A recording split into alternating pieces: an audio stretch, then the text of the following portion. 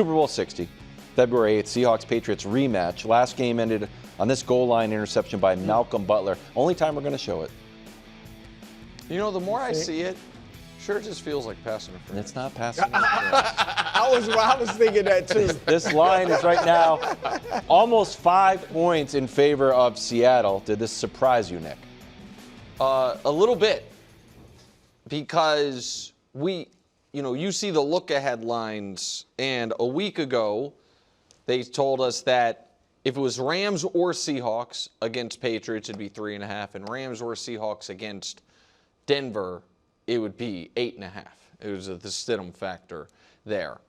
And this did open exactly where they said it would, and then moved all the way up to 5 in some spots, and it's 4.5 here. Wild. Which means the money came in on Seattle, which I think is less a reflection of people being cooling on the Pats after this weekend's performance, and more reflection, Brew, of people being like, damn, if Seattle can win a shootout too now, then there's more paths for them to victory. So I think that was a reflection of being impressed by Darnold more than the Patriots. More than like Drake May looks bad. Yeah, I think most people chalk a lot of that game up to the weather. And I think history will just say, oh, that was a blizzard.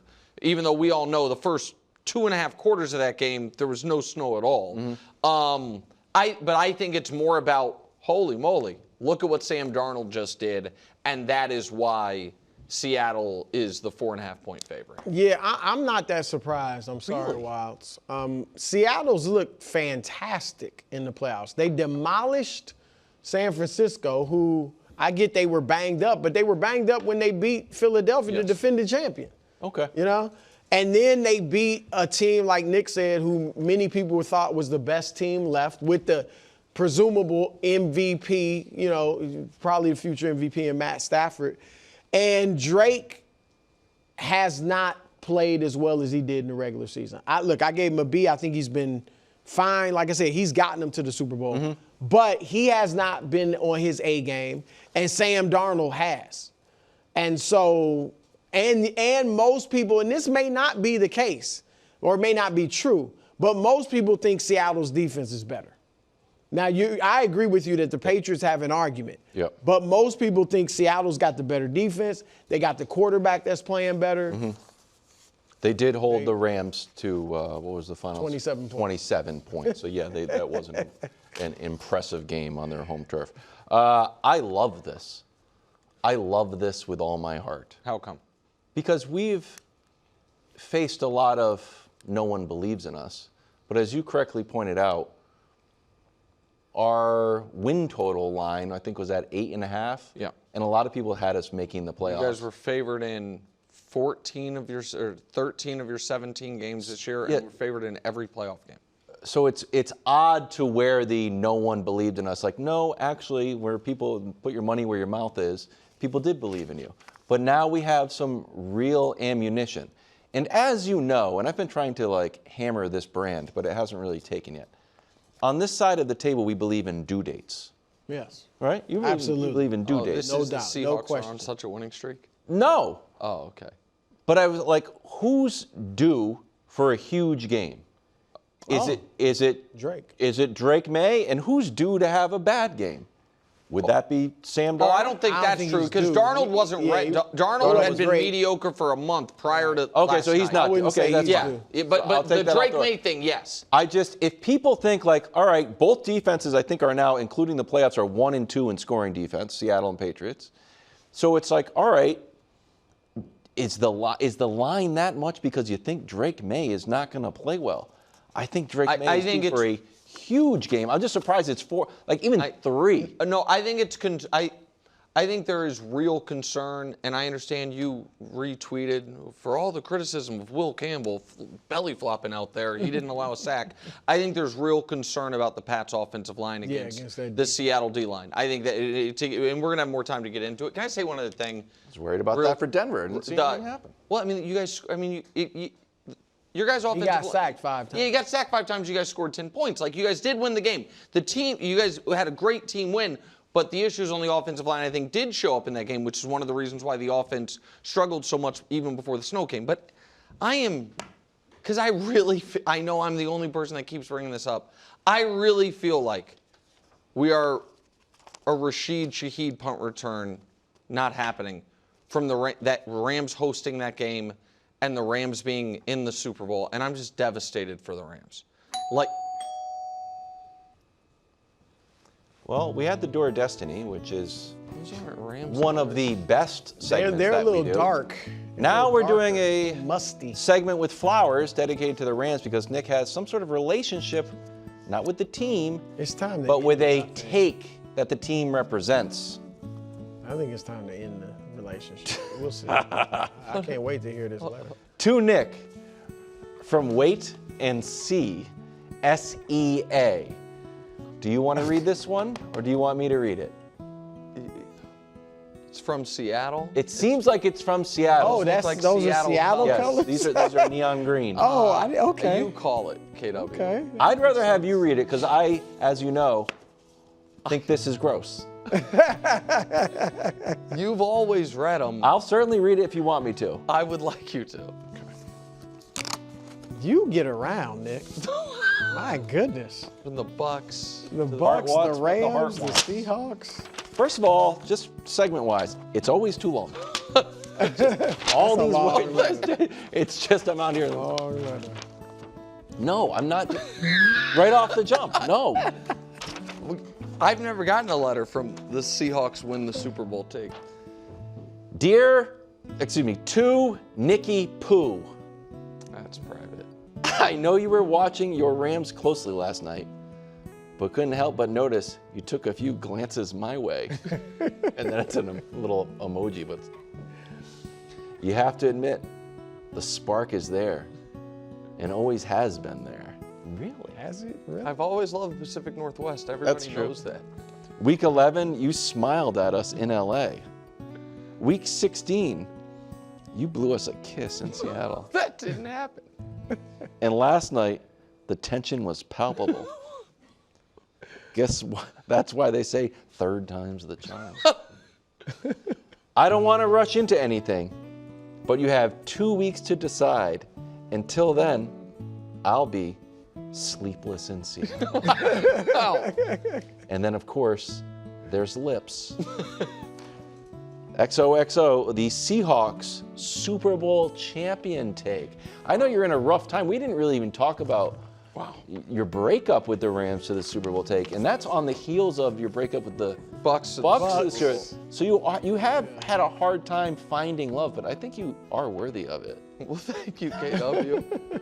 They make a strong case. Yeah. I mean, listen, everybody knows that I get around in the NFC. Don't. I mean, my goodness. You don't have to make this decision right now. It's nice to know I'm wanted. I think that's fair. Yeah, I think so. Savvy analysis and whatever that was. That's one of your favorite sports shows. Matthew Stafford toyed with retirement a few years ago this offseason, missed most of training camp before putting up MVP numbers. So what does the future hold after this year? Well, here's Stafford and McVay. Take a listen. Can't generalize, 6 months of my life, 10 minutes after a loss. If he still wants to play, what the hell kind of question is that? The answer, yeah. You have to ask him. We've been totally present. I know that if he wants to, he's still playing at a pretty damn good clip. I mean, he's the MVP of the league, and if he's not, I got respect for everybody else, but this guy played at a level that's just different. Yeah, maybe. Your reaction?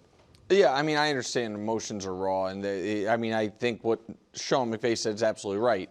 The Rams want Matt Stafford back. Yes. And the only reason he's not the quarterback of the Rams next year is if he retires. If he does retire, Brew, and I don't think he's going to, I also think that, man, that back might act up around training camp again. I think that he showed hanging out in the immortal chamber will be just fine for him if that's what he needs to do. But he's cemented himself as a Hall of Famer, in my opinion, and he was not that prior to this year. I thought you said that he needed to Win MVP. Oh, just the MVP win in the Super MVP. Bowl. Yeah, the Okay. either or I thought would have cemented it for him. If they had won the Super Bowl, then you start talking about him where he is in the all-time list. But for me, Brew, he is better. All the guys that to me are borderline of this era, he's better than. I think he's better than Russell Wilson. I think he's better than Phillip Rivers. I think he's better than Eli Manning. Yes. And I think he's obviously better than Matt Ryan and Cam Newton, guys who won an MVP. And so I think he is like the threshold now to get in, and I think he gets in. Mm-hmm. Yeah, I'd say he's better than Roethlisberger, too. I think so. That one's tough for me because Roethlisberger I mean, obviously he had the long string in Detroit where he didn't do much. Here's the thing, though. Even though I might think he's better than Roethlisberger, right now he doesn't have. He's interesting. Reputationally, right now, I think everybody feels like he's an MVP. Like or a Hall of Famer. Or, I'm sorry, Hall of Famer. Everybody has a ton of respect for him and his ability. He likely will win this MVP award. So you feel like he's an MVP caliber player. So he has it reputationally. He has it statistically. He even had that in Detroit, right, statistically. But I don't know that he has the resume. This is crazy because he's only a 3-time Pro Bowler. I mean, that's all in the wash now. And he's only a 1-time All-Pro, which was this year. 2 more times than Shedeur Sanders? Yeah, I know, right. And the Pro Bowl is crazy, wacky now. But I'm just saying, like, I know he has likely the MVP, the Super Bowl win, but I do think you can argue, like, yes, he played like a Hall of Famer. He has the numbers of a Hall of Famer, even in Detroit when he didn't win. But, wow, he just made 3 Pro Bowls? I think that's the only the flip side is I think the only argument against him. Yeah, I agree. Eli even made 4, and he's better than Eli. I agree with you. I think, but if I were him, I'm trying to come back and cement it. Play more. Now I'm with a great, team. Sean Payton said the fans would have 2 weeks to rest when they got done beating the Patriots. Well, plenty of rest now. Benito, who went up against Will Campbell, had no sacks, only 1 pressure. Still thinks the Broncos were the better team. Take a listen. Sickening, bro. I mean, to think that all we fought through this year, all the games we had to win, knowing we definitely the better team, but it just didn't work out that way today. Definitely is tough. You're going to be mad at me, Wildes, but I get where he's coming from. If we just played you and lost by 3 points with our backup quarterback, sure. I'm not saying they are the better team. I'm just saying I understand his shoes. If I'm him, I'm thinking, man, if we had Bo Nix, we'd have won this game. I'm not saying they would have wiped you out, but we'd have won this game. So I'm not going to kill him for that. I'm not going to kill him for it. I am going to say I really do wonder how this type of emotionally devastating end of a season is going to hit the Broncos for next year. Oh. I think that, and it's not their fault. Their quarterback broke his ankle, and it leaves a lot of what-ifs. But I felt like the Lions never fully recovered from blowing the NFC Championship game. Now, there was a lot of things that then happened to them after that. They injured the next year, even though they had a good regular season, lose the coordinators. But the Broncos are going to go from a team that the only people that believe in them are in that locker room and the head coach to the number 1 seed, getting the quarterback back with the number 1 schedule, all of it. And they have put a real target on themselves given the bravado of their coach, the own things their own players have said, particularly about their standing within that division, about them and the Chiefs, all of that.